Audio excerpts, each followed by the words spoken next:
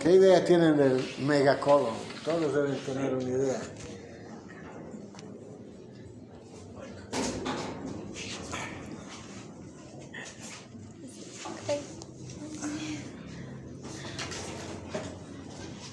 Miren, megacolon significa colon grande, ¿no? Megacolon.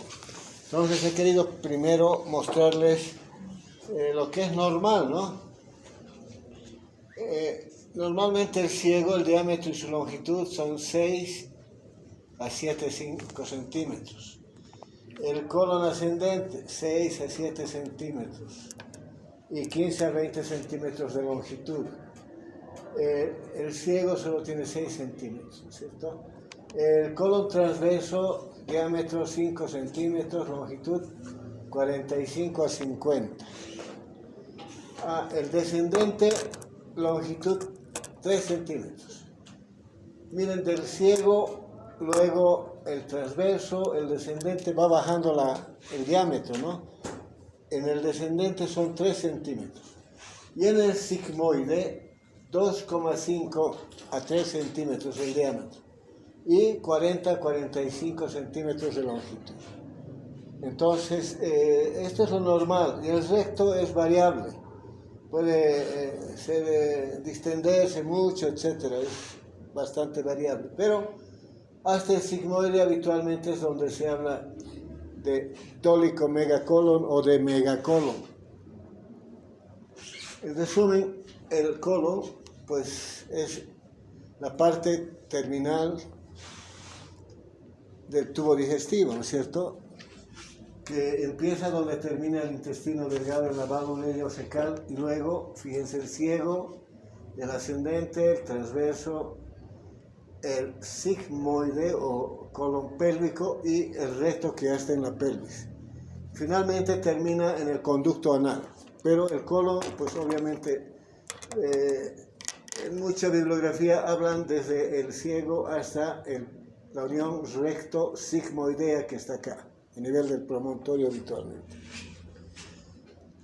Bueno, eso sería lo normal. Les he puesto esto lo normal porque dolicomegacolon pues, va a ser definido en base a parámetros que sean, sobre todo, mayores a 2,5 centímetros, como vamos a ir viendo.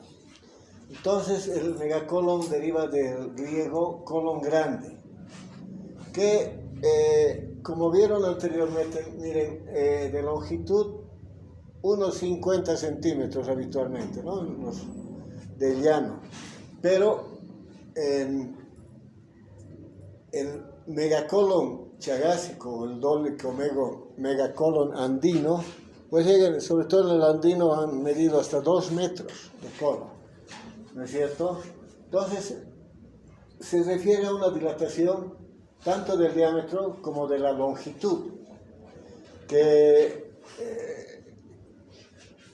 no es causada por obstrucción mecánica. Entonces, en los rayos X, el diámetro del ciego mayor a 12 centímetros. El colon izquierdo, fíjense, les mencionaba, ¿no es cierto?, que mide 8 centímetros. Y si a nivel del recto sigmoides mides más o igual a 6,5 centímetros, ya se habla de megacolon. En la altura, dolicomegacolon. Entonces, fíjense la inervación del tubo digestivo. Tiene 2 plexos ganglionares, ¿no es cierto? Uno que está en la parte muscular es el plexo mientérico de Auerbach y el otro es el plexo submucoso de Meissner. Ambos están interconectados. Como verán, esta imagen encontré en un artículo y me pareció muy bonita para demostrar cómo es la inervación o el sistema nervioso enterado. Entonces, el megacolon lo han clasificado de diferentes maneras. En general en la literatura que ustedes pueden buscar van a encontrar megacolon idiopático y megacolon adquirido o enfermedad de Hirschsprung o megacolon congénito también. Entonces el megacolon idiopático se caracteriza por un colon grande, aperistáltico y ausencia de una causa demostrable que sea la que origina el megacolon. Esto habitualmente en la literatura corriente, por ejemplo en Michans no está, ¿no? Habitualmente hablan de megacolon de Chagas y megacolon congénito. El megacolon congénito o enfermedad de Hirschsprung es una enfermedad congénita donde hay intervención genética también y pues hay falla en la inervación de la parte distal del tubo digestivo, sobre todo sigmoides y recto, pero puede abarcar todo el colon. Ya seguramente voy a ir mostrándoles el congénito. El chagásico, ustedes probablemente han estudiado o han leído, han estudiado la enfermedad de Chagas, ¿no? Y el chagásico también desarrolla como complicación tardía un aumento de diámetro, de longitud del colon. Y el dolicomegacolon andino. No hay mucho en la literatura, sobre todo en PubMed que buscaba artículos, casi no hay pues dolicomegacolon de la altura. ¿Por qué? Pues porque es una patología propia de los que vivimos en los Andes y ha sido estudiada por investigadores sobre todo peruanos, pero también bolivianos. Entre esos el doctor Ríos Dalen se encontró en uno de los artículos, que era un patólogo que yo lo conocí en el Hospital Obrero, ya fallecido, pero investigaba harto y él ha demostrado, por ejemplo, que en el megacolon andino no hay alteración de los plexos mientéricos. Los plexos mientéricos son normales. Entonces es una de las diferencias con Hirschsprung y con el megacolon chagásico. Esta imagen me parece interesante también. Miren, cuando hay una obstrucción funcional por aganglionosis, también se llama aganglionosis, la enfermedad de Hirschsprung. Entonces hay dilatación secundaria del megacolon, del colon, ¿no es cierto?, para formar un megacolon. En cambio, cuando hay afectación del plexo mientérico, se dilata toda la parte que está enferma. Donde están las flechas está indicando que hay alteraciones del plexo mientérico.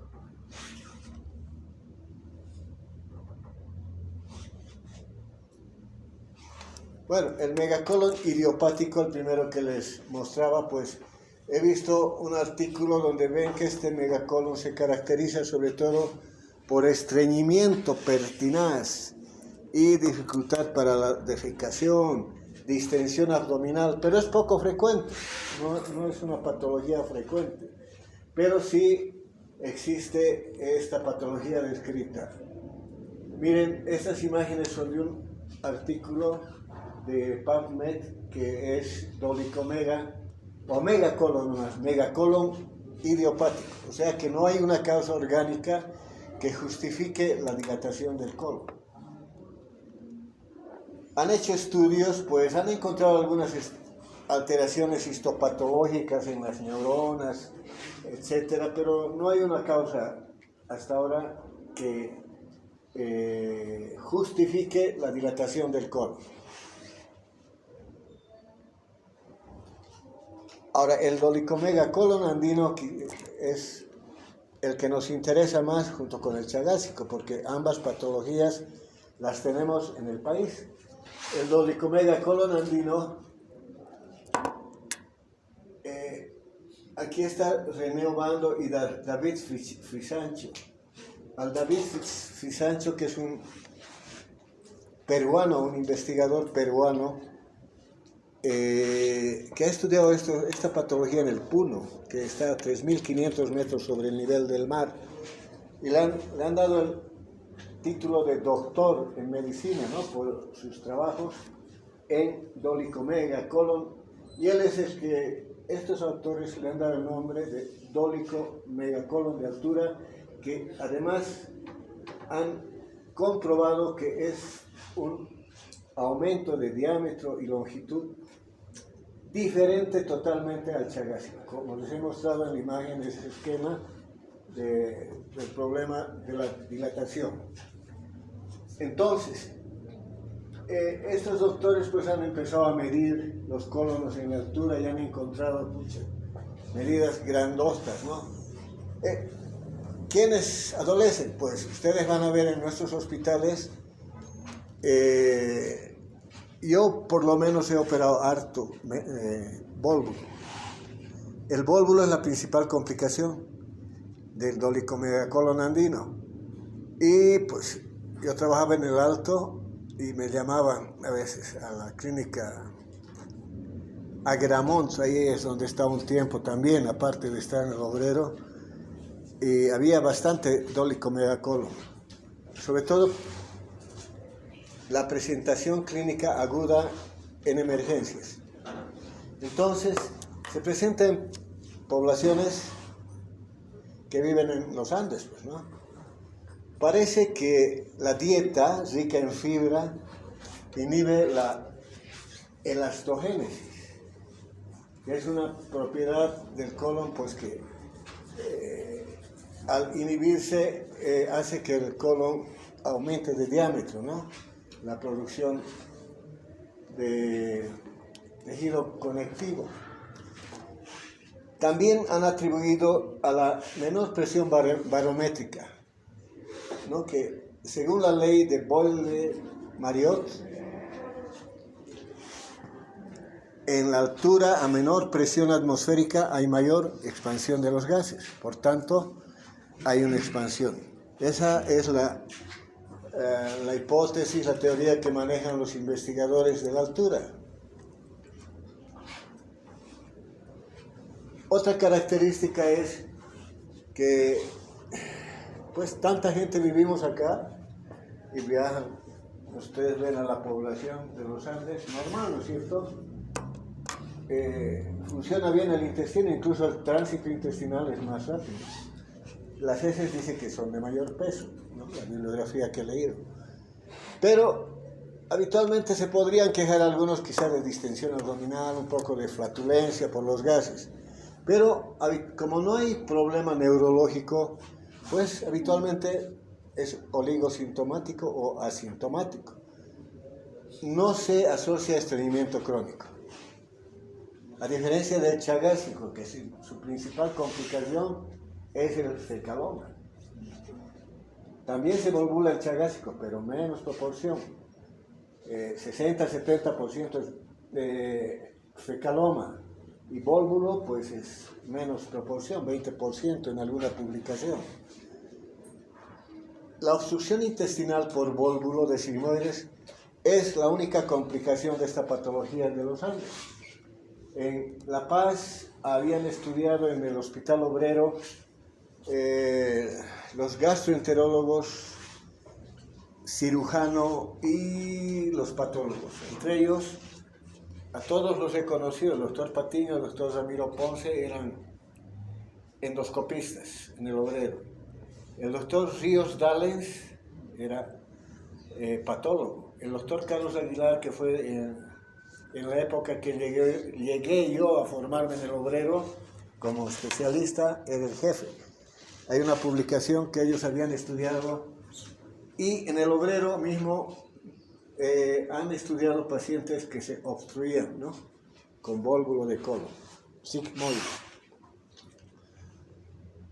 Entonces seguimos con el dolicomegacolon andino. Miren, por ejemplo, Testis-Jacob, este es lo normal, ¿no es cierto? En el texto clásico de anatomía. 48 centímetros el sigmoide y 155 centímetros hasta la unión recto-sigmoidea. Frisancho, que es el peruano, mire, 68 centímetros ha medido a diferencia, unos 20 centímetros más de sigmoide. Escudero, 84 centímetros. a diferencia, miren, del colon, aquí 191, bastante más largo, ¿no es cierto? Megacolon andino. Ahora, este megacolon andino, en el aspecto anatómico, también se ha visto que tiene una mesosigmoiditis o mesocolonitis, que es un proceso fibrótico que hace que el mesosigmoide sea estrecho en la parte que nace de la pared abdominal posterior y sea ancho en su inserción al colon sigmoide, de manera tal que parece un abanico y donde hay unas fibras longitudinales duras, de tal manera que el asa proximal o la parte proximal con la distal están así, próximas, tanto así que pueden rotar. 90, 180, 360, o sea, puede haber rotación ahí. Me dejo entender, la mesocolonitis o mesosigmoiditis retráctil es un proceso inflamatorio. Ahora le han atribuido que podría ser un proceso inflamatorio por bacterias colónicas, etc. Pero la realidad, lo que yo conozco y he operado, es lo que les estoy diciendo. Son los cordones fibróticos de tejido fibroso que estrechan y aproximan los cabos del sigmoide de tal manera que puede volvularse. Entre los aspectos radiológicos, pues miren, lo que han visto es que en placas simples de abdomen, muchos autores han descrito que el hemidiafragma izquierdo era alto y era más alto que el derecho, y se veía una imagen del colon que estaba levantando, ¿no? Está descrito en varias publicaciones. Y un estudio radiológico con contraste, que es una de las formas de diagnóstico, miren, se ve un tremendo dólico megacolon. Y a veces esto se ve así como en M o como en O, incluso hay diferentes formas, pero llama la atención la magnitud de la anatomía del colon. Entonces, entre los aspectos radiológicos, sirve para diagnosticar el problema colónico, colon por enema. La radiografía simple de abdomen también ya puede dar idea de un dólico megacolon. Y actualmente, pues, la tomografía, ¿no?, las mejores imágenes. Entre los aspectos histológicos, el sistema nervioso intestinal en el congénito o en el dólico megacolon de la altura ya les decía que era normal. No han encontrado alteraciones del sistema nervioso, que está compuesto por glía y por neuronas, y se llama sistema ganglionar, ¿no? Neuroganglionar. Y además han visto que el megacolon andino va de una fase hipertrófica a una fase atrófica. Bueno, yo los colones que he operado, pues, habitualmente eran hipertróficos. Y también esto los diferencia del chagásico, ¿no? La serología con la reacción de Machado Guerreiro y inmunofluorescencia son negativos, cosa que son positivos para el megacolon chagásico, ¿no? La serología es importante. Bueno, el vólvulo de asa sigmoide es la complicación más frecuente y pues ya les decía que en el área andina más del 50% de las obstrucciones son dadas por vólvulos de asa sigmoide. De las obstrucciones de colon en nuestra área, el vólvulo de sigmoide debe ser mucho más, 70, 80%, porque la segunda causa de obstrucción del colon es el cáncer de colon. Digamos que yo lo que he visto en nuestro medio, pues es el vólvulo de sigmoide por dólico megacolon de altura. Es más frecuente en varones mayores de 60 años, campesinos, agricultores, y dice que se volvulan cuando están cosechando y le cascan harta papita, ¿no ve? Con cáscara, esa sería la explicación para que se produzcan más gases, y la ley de Boyle-Mariotte haría su parte también. Entonces, se diagnostica más en sujetos que están y vienen del campo. Yo mismo tenía una paciente, pero no tenía tenía unos 45 años, venía del altiplano. En el Obrero la internaron con dolor abdominal en estudio porque no había distensión abdominal todavía. Y la vio uno de los colegas proftólogos, y pues como el abdomen estaba blandito, no había distensión, la dieron de alta. Pero yo, como estaba en mi sala, yo fui, le escuché y después le voy a explicar la sinología clarita como es, y le puse una sondita rectal. Aquí le llamamos bastonaje. Me estoy adelantando a los que les voy a hablar. Bastonaje. En paciente en decúbito lateral izquierdo o en genu pectoral, sondita. Bien, vaselina. Primero tacto, ¿no? Para ver que no haya sangre. Si hay sangre no hay que colocar sonda, porque quiere decir que hay compromiso del asa y se puede perforar. Pero casi siempre, sobre todo cuando ya estaba flojo de operar una en la mañana y llegaba un paciente, yo una sondita, se escucha como desinflar un neumático y el paciente feliz. Esa paciente luego se fue y de pronto pues me buscó ya en forma privada, creo que unas 3 o 4 veces, tanto así que le tenía que decir, ya no vengas, tengo que operarte, ¿no? O sea, no hay otra, se volvulaba cada vez. Entonces la recurrencia de la volvulación es frecuente. Me estoy adelantando acordándome de algún paciente que yo he estado viendo. Bueno, el cuadro clínico es de obstrucción intestinal baja. ¿Cómo se manifiesta la obstrucción intestinal baja? Síntoma principal, dolor abdominal. De localización, cuando es colon, es en la parte inferior del abdomen. ¿De qué tipo de dolor es? Es cólico, pero en el vólvulo de sigmoide, bueno, la obstrucción de colon, más es referido como un dolor tipo calambre, no sé, un dolor. Bueno, dolor. Y luego, distensión progresiva del abdomen. Distensión progresiva del abdomen. El dolor aparece y baja su intensidad. Y esto ocurre cada 10 minutos más o menos. Un tiempo prolongado, porque en el delgado es uno tras otro el dolorcito. Porque ustedes entenderán que el sistema nervioso enteral es autónomo. O sea, controla las funciones del intestino. No necesita otros nervios para el peristaltismo. Entonces se obstruye y el intestino pelea. Se volvula, el intestino pelea. Bueno, como es el colon, se va distendiendo y hay una distensión asimétrica del abdomen, grande. En cambio, en el delgado hay distensión, pero no grande. Y hay uno que se obstruye, pues vomita el paciente, ¿no? En el delgado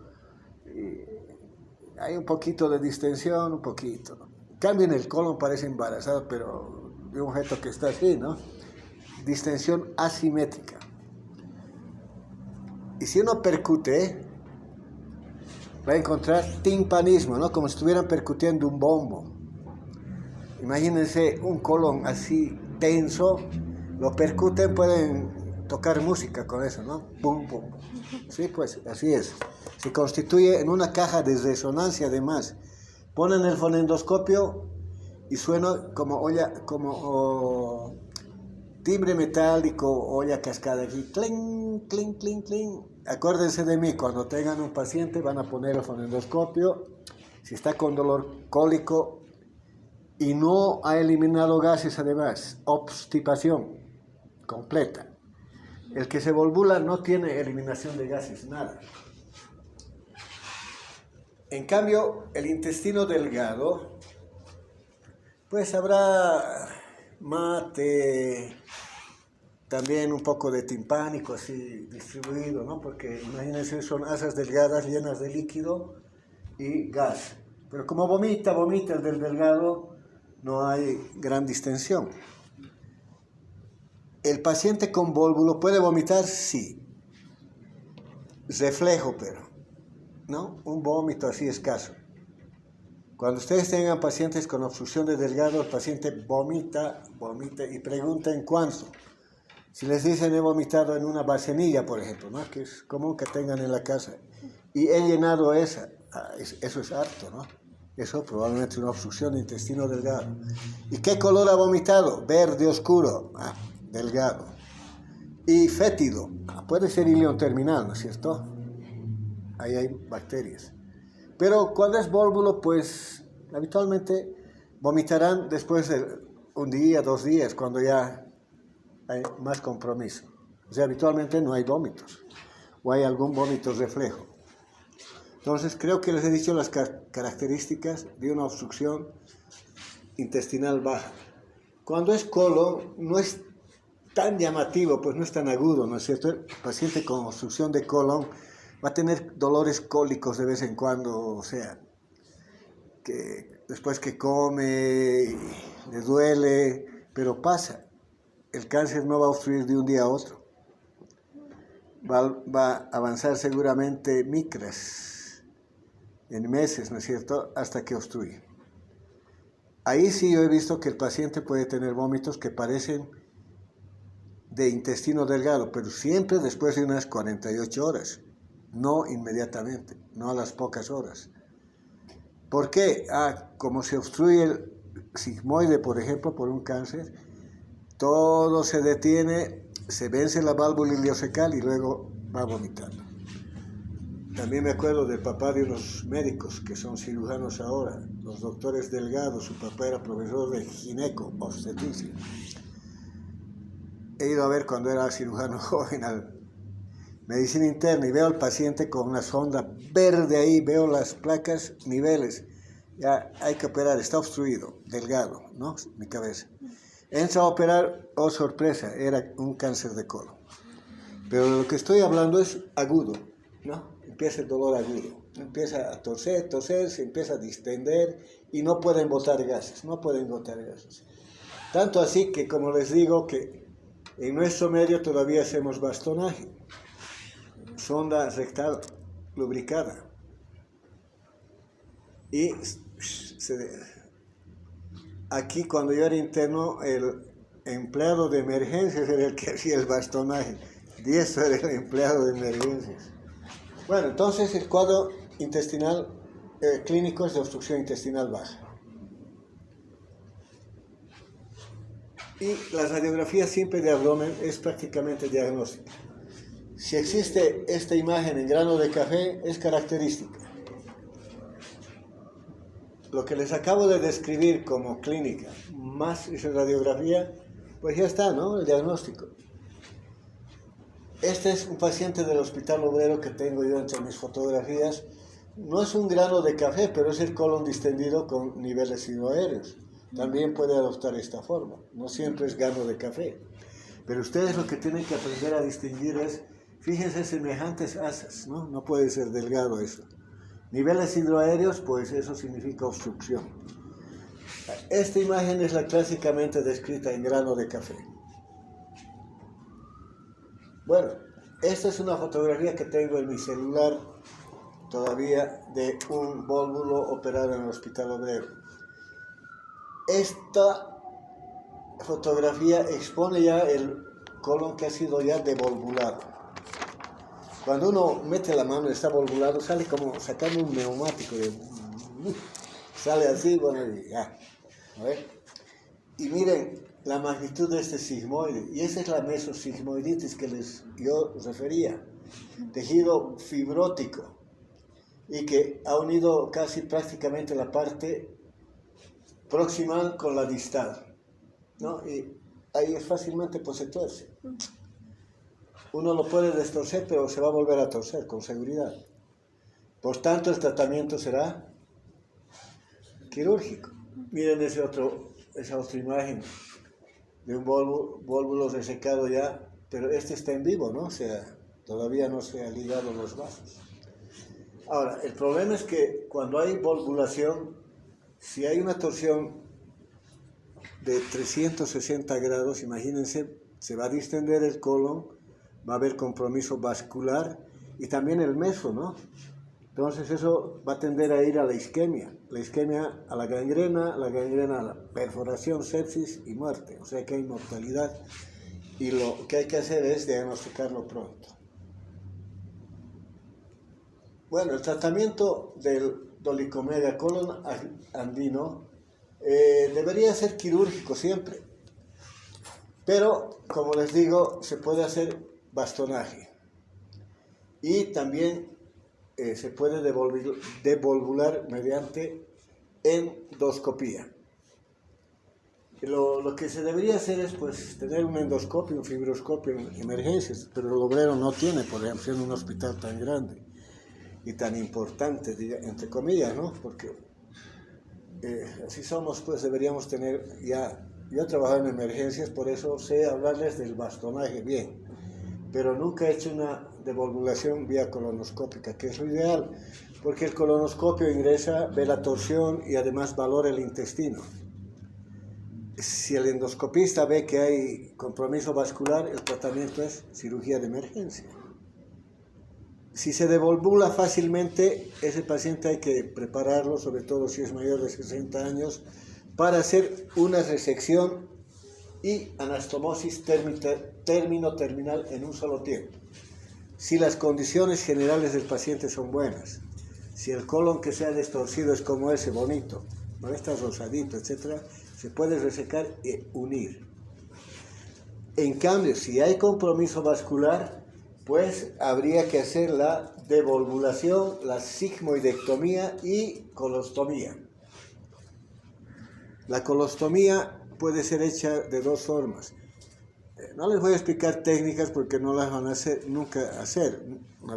La Miculix, que es sacar el sigmoides y en escopeta, ¿no? El cabo distal y el proximal, en escopeta. Y la Hartmann, cuando el compromiso del colon es hasta la unión recto-sigmoidea, ya no hay que sacar en la parte distal. Entonces se saca la parte proximal, luego de resecar el sigmoide, y el recto se deja suturado, cerrado. O sea, es una colostomía terminal. Pero, en resumen, si hay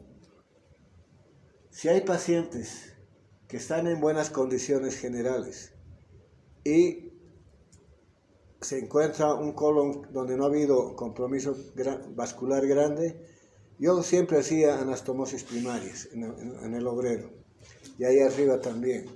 Nuestros pacientes no son así como dicen, mayores de 60 años, la mayor parte. Muchos pacientes jóvenes se volvulan. Tanto así que, pues, teníamos bastante experiencia. Ahora, ya no veo que se operen muchos vólvulos en el obrero. Cuando yo estaba en el servicio de emergencias, operamos bastante. También hay alternativas en un paciente que es débil, anciano, etc. Se puede seccionar esa mesosigmoiditis así en forma transversal, ¿no es cierto? Cosa de que ampliar y suturar en forma longitudinal, o sea, una mesosigmoidoplastía. O actualmente, pues están haciendo la sigmoidectomía laparoscópica, mejor todavía. Actualmente, pues, yo hago cirugía laparoscópica de vesícula biliar, vías biliares y algo más, apéndice, etc. Pero no hago colon porque colon es del campo de los coloproctólogos. Pero si tuviera que hacer, creo que me gustaría hacer laparoscópica, porque ahora se tiene también a favor la sutura mecánica, ¿no es cierto? Se puede introducir por el recto aparato y unir a la parte y de un disparo se une. Una maravilla. Bueno, entonces no puedo hablarles mucho de la laparoscópica porque nunca la he hecho. Pero la haría, ¿no? Si tuviera que hacer. Bueno, hasta ahí un poco he revisado la literatura peruana, ¿no? De Frisancho sobre todo. Y coincide con la nuestra, pues en Bolivia tenemos mucho vólvulo de colon. Y ustedes van a tener la oportunidad de diagnosticarlo, si me han escuchado bien. que además he tratado de comunicarles cómo es un volvulado.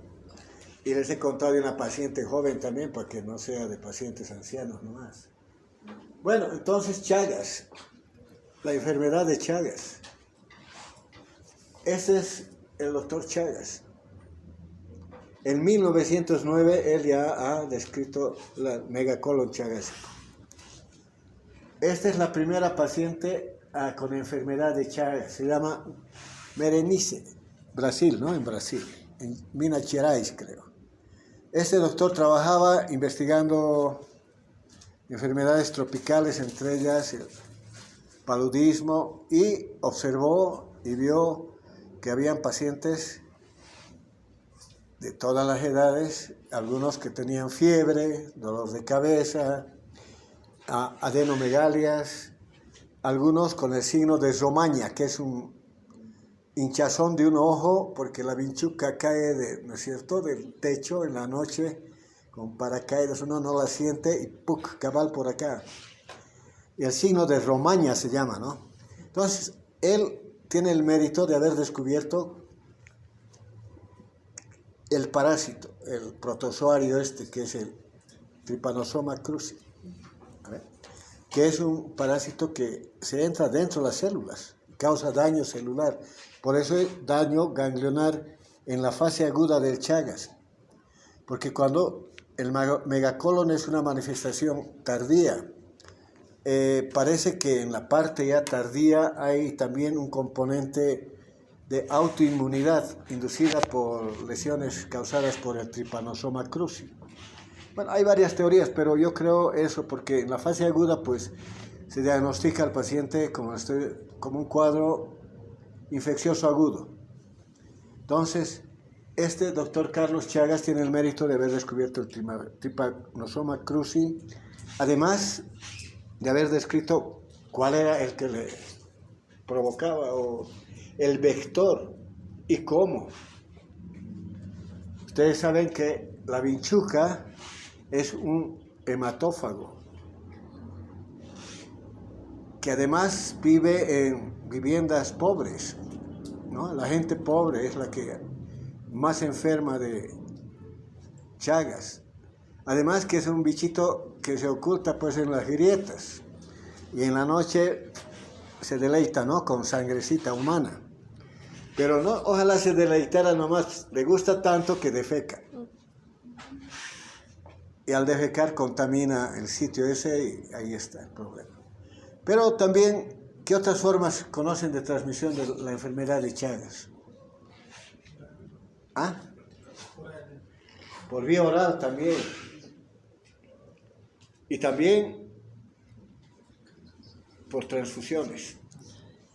Y también por trasplantes, ¿no? Trasplantes. Por eso, pues tienen que estudiar contra la enfermedad de Chagas. En 31 países latinoamericanos, por lo menos, es endémico. Pero ojalá estuviera solo en Latinoamérica. Como la gente viaja, migra, etc. He leído incluso un artículo que dice normas sanitarias, creo, para pacientes o para gente que emigra de Bolivia. Entre los artículos que estás revisando ahora, ¿no? Me gusta revisar varios. ¿No ve? Entonces, hay Chagas en Estados Unidos, hay Chagas en todo el mundo ahora. Y se calcula que van a ver la cantidad, pues. Bueno, para empezar, es de climas cálidos, ¿no? La vinchuca, en nuestro medio en Sucre han estudiado bastante, ¿no? Tupiza, en todos los valles, pues. En Yungas también hay vinchucas. Este bichito, pues, se alimenta también de sangre de otros mamíferos, ¿no? Y de los mamíferos de donde pasa al hombre. Entonces, el Triatoma infestans, pues ya le estoy diciendo dónde vive, ¿no? A una altura menor a 2500, en las casas pobres, en las grietas, etc. Y es vector del Trypanosoma cruzi, que es el causante de las lesiones que van a causar a los pacientes que van a que van a enfermar con una enfermedad de Chagas. Es una enfermedad endémica en muchas regiones de Brasil, sobre todo. Brasil, Argentina, Uruguay y Bolivia también está entre las que tienen bastante incidencia. Igual que en la mayor parte de los países latinoamericanos, ¿no es cierto?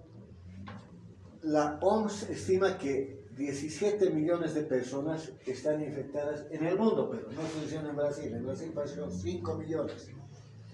En Latinoamérica, unas 300.000 personas por año. Nuevos casos, ¿no? Y 2 a 3 millones tienen complicaciones crónicas. Entonces, lo bueno es que este Trypanosoma cruzi no causa problemas a todos, ¿no? Un 60% de los pacientes viven con eso y han controlado la enfermedad ellos mismos y no desarrollan complicaciones ni cardíacas ni megaesófago, megacolon, megauréter. Eso es lo que han observado en los pacientes chagásicos. Entonces, el dolicomega o el megacolon, ¿no? El megacolon chagásico es una complicación de la enfermedad de Chagas tardía, ¿no? La evolución crónica de Chagas, de la enfermedad de Chagas. Y es el aumento de diámetro y longitud, como les dije en la primera diapositiva que les mostré. Todo el megacolon está definido como mega, pues, ¿no? Grande. Bueno, pero ¿cuál había sido el problema? Este Trypanosoma cruzi destruye las células ganglionares, ¿no? Del plexo de Meissner y Auerbach, que pueden ser segmentos o el total. Entonces, les mostré al principio una diapositiva donde se dilata toda la parte que está sin inervación, prácticamente. Y pues el paciente va a tener frecuentemente, el que tiene megacolon chagásico, un estreñimiento progresivo y frecuentemente grave.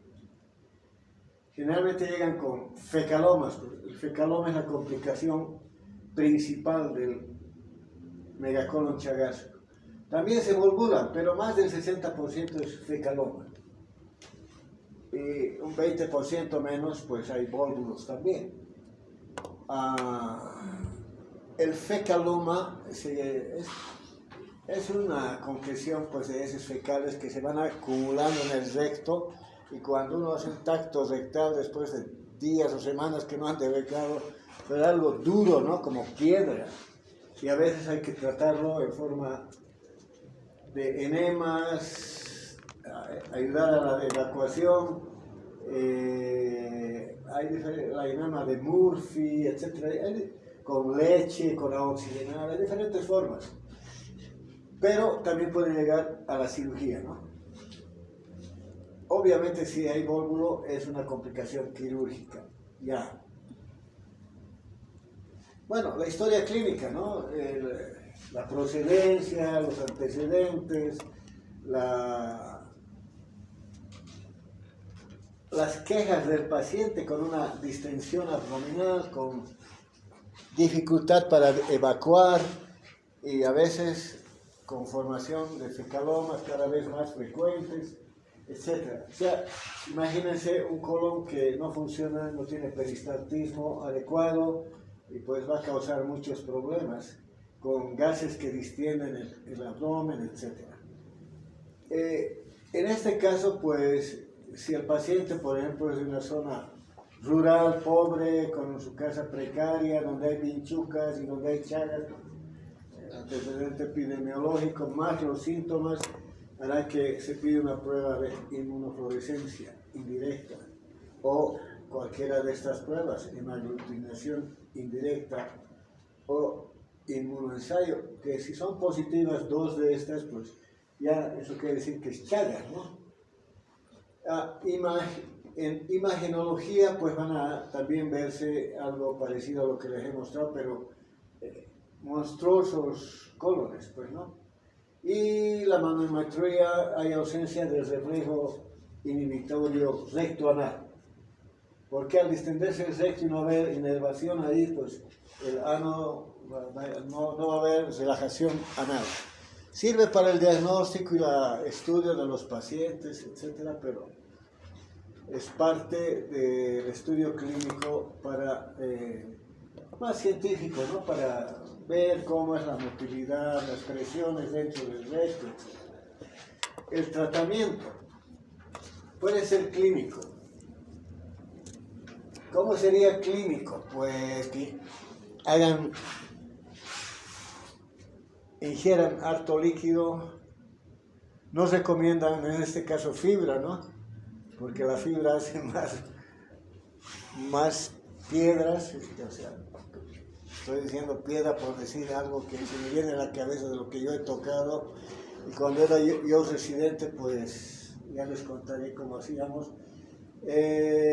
También se pueden usar catárticos, ¿no?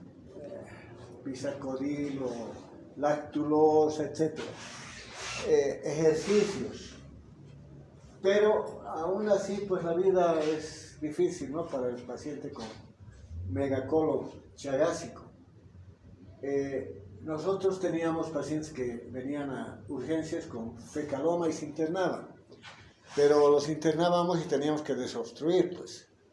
Pero eran unas fecalomas, pues, de, no sé, 2 kilos, ¿cuánto sería? Íbamos a quirófano, yo todavía me acuerdo de cuando era residente, le ponían su anestesia peridural, relajación y tacto, y luego dilatación un poco del esfínter y sacar, y no hay cuándo se acabe, increíble. Estoy dando esa idea cómo es el problema del megacolon chagásico, es muy feo.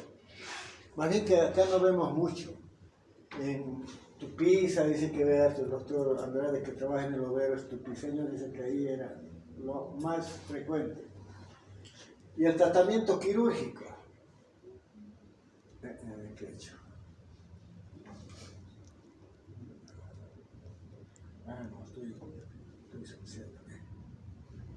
Bueno, el tratamiento quirúrgico obviamente consiste en resecar la mayor parte del colon que esté agangliónico, en el que los nervios hayan sido destruidos.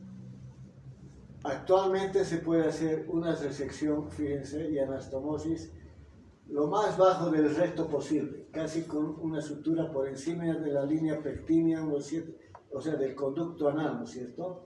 Sería una coloanoanastomosis. Que esta es una técnica que he leído que está recién de Hart Gamma. Bueno, es lo que les decía, la tecnología hace que se puedan hacer resecciones tan bajas, porque habitualmente las técnicas que se empleaban son las de Duhamel, Haddad, las de Swanson, ahorita se las voy a mostrar para que vean en el tratamiento del Hirschsprung. Bueno, ¿cuál sería mejor tratamiento? Pues eliminar la vinchuca, ¿no? Eliminar el vector. Hay programas, pero en Bolivia creo que no son muy eficientes. En Brasil parece que han mejorado bastante, pero aún así les he dicho qué cantidad de gente está enferma. Bueno, entonces vamos por el tercer megacolon, el megacolon congénito. Se denomina también enfermedad de Hirschsprung, porque en 1888 Hirschsprung describió 2 niños que murieron, que tenían esta característica de colones muy grandes y complicados. Entonces, el sistema nervioso enteral que les he descrito ya, que es autónomo, es parte del sistema nervioso autonómico del intestino, que controla directamente el tracto gastrointestinal. Es como un marcapasos. En el corazón, en el intestino está el sistema nervioso se denomina una neurocriptopatía. ¿Por qué? Porque la causa de esta enfermedad serían alteraciones por desarrollo anormal de la cresta neural. En el desarrollo embriológico, la cresta neural es un tejido con células potenciales que tienen que ir descendiendo y transformándose, especializándose y van en descenso y van abarcando todo lo que es el intestino, desde el esófago, el plexo de Meissner, ¿no? Y desde el duodeno, o desde el duodeno sí creo que es el plexo de Meissner, no estoy muy seguro. El de Auerbach abarca todo. Entonces, cuando hay, aparte de eso, pues la cresta neural va a dar la diferenciación de estas células pluripotenciales, van a dar el desarrollo patológico otras enfermedades, pero se denomina neurocriptopatía porque es una alteración del desarrollo de este sistema de células pluripotenciales. Entonces, los pacientes con enfermedad de Hirschsprung tienen ausencia ya en el nacimiento del plexo mientérico de Auerbach y del plexo submucoso o de Meissner, en porciones variables del tracto gastrointestinal, segmento corto y segmento largo se dirá. Entonces, cuando las células aganglionares están a nivel del sigmoides, de la unión recto-sigmoidea, el recto hasta el inicio del conducto anal, se denomina segmento corto. Fíjense, puede haber aganglionosis hasta el gángulo esplénico y pues ese es el segmento largo, recto, sigmoides y descendente. La dilatación se produce proximal a la aganglionosis y puede haber también aganglionosis total, pero en este caso es muy raro. Lo más frecuente es el segmento corto. A partir de la transición de la parte afectada, que es aganglionótica, que además está causando una obstrucción funcional, porque las células ganglionares nerviosas no se relajan, por tanto hay una obstrucción funcional, no mecánica, ¿no? Y todo lo que está proximal se dilata. Por eso en este esquema miren la dilatación en el que de segmento largo es ahí. Y obviamente el tratamiento va a consistir en resecar también todo el segmento aganglionótico. En este caso pues va a ser totalmente diferente la técnica que en este. Entonces, característica, ausencia de los plexos nerviosos, del sistema ganglionar nervioso. La contracción sostenida del segmento agangliónico causa obstrucción intestinal y esto megacolon, ya se los he ido mostrando. Se presenta en 1 de 5.000 recién nacidos vivos. Eso es lo que he visto en la mayor parte de las literaturas. Habitualmente, pues, fíjense ahí, el esquema son niños que nacen ya con aganglionosis. Por tanto, como es congénito, con mayor frecuencia el diagnóstico va a ser en el periodo neonatal. El niño va a empezar a llorar, distensión abdominal y no elimina meconio 24 horas o más. Y el pediatra agarra, dice, ¿qué pasa con este niño? Tacto rectal y se viene todo el meconio encima. Él también lo describe, ¿no es cierto?, como algo llamativo, que es alta sospecha de que el niño haya nacido con un megacolon congénito por la distensión abdominal y porque no hay eliminación de meconio. Y también puede haber vómitos. Sin embargo,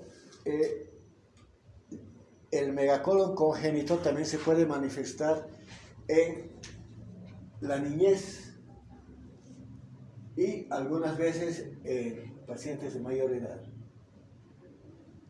Pero más del 80% pues es al nacimiento, ¿no es cierto? En los primeros meses de recién nacido es cuando el niño llora, no puede alimentarse, vomita, pierde peso, no tiene defecaciones, tiene que hacer algunas ponerle un supositorio de glicerina, etc.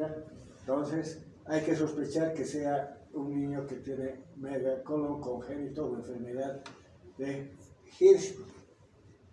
Entonces, en la infancia también pues, puede haber, como les digo. Y la mayor parte de los megacolones son 90% segmento corto. Ahí otra vez estreñimiento crónico, distensión abdominal, vómitos, falta de crecimiento también. El problema es que no solo que son estreñidos, sino que puede presentarse una infección que puede llevar fiebre, distensión abdominal del colon, septicemia e incluso puede ser causa de muerte. La enterocolitis que se produce secundaria al megacolon chagásico. Bueno, ¿cómo se hace el diagnóstico? Bueno, se sospecha por lo que les acabo de describir. El colon distiende el abdomen. Los gases deberían evacuarse, ¿no es cierto? Pero como el escape está obstruido funcionalmente, pues va a haber dificultad y se va a distender el colon. E igual la manometría rectal da una ausencia del reflejo inhibitorio recto anal. Lo mismo, ¿no? Si es agangliónico, este es neonatal porque el Chagas es agangliónico adquirido. El diagnóstico clínico, pues hay que sospecharlo de acuerdo a la anamnesis, sobre todo, ¿no? A la anamnesis, a los síntomas que están indicándonos que hay problemas de evacuación, distensión abdominal, etc. Pero el gold standard es la endoscopía, ¿no? Y la biopsia por succión submucosa. O, contrariamente, se puede también hacer una biopsia de espesor total. Si en la biopsia hay ausencia total de células ganglionales, pues eso va a indicar que se trata de una enfermedad de Hirschsprung. O sea, el diagnóstico es generalmente por histopatología. No se lee muy bien. Bueno, este es un esquema recién nacido con distensión abdominal, poca tolerancia a vómitos biliares, ausencia de meconio en las primeras 24 horas de vida. Sospecha de enfermedad de Hirschsprung. Si hay sospecha y hay descompresión rectal satisfactoria, sería así: biopsia de recto agangliónica, colon por enema, también se puede ver en la anterior imagen, me olvidé comentarles, el colon por enema, fíjense, muestra dilatación sobre un segmento de menor diámetro. Esa es la transición de la región agangliónica con la región que tiene ganglios adecuados. Bueno, este es un problema de Hirschsprung corto y si la descompresión por sonda rectal, desequilibrio o abdomen agudo, la parotomía exploradora. O sea, que también se puede ser motivo de cirugía. Si la zona de transición en colon descendente o sigmoides, eso ya es pues alta, ¿no? Se puede hacer una colostomía. Actualmente tienden a hacer la resección y anastomosis primaria, por el adelanto tecnológico también de las suturas, etc. En cambio, antes, el megacolon congénito primero tenían que hacer una colostomía al niño, y luego de unos meses, un año, recién hacerle la anastomosis. Actualmente se tiende a hacer una resección y anastomosis. Bueno, se debe biopsiar o confirmar el diagnóstico con biopsia, ¿no? Para ver la extensión de la resección que se va a hacer. Bueno, aquí están también las técnicas que se pueden emplear tanto en el Chagas como en el Hirschsprung. La anatomía quirúrgica, fíjense, este es el colon que tiene ganglios, la zona de transición, y esta es el área agangliónica. La mucosa rectal, la línea de dentada, fíjense la línea dentada para que vean dónde se hace la anastomosis. En el conducto anal, pero a unos 7 centímetros de la línea pectínea. ¿Y qué más hay? El esfínter externo, interno del conducto anal, ¿no? Esa es la anatomía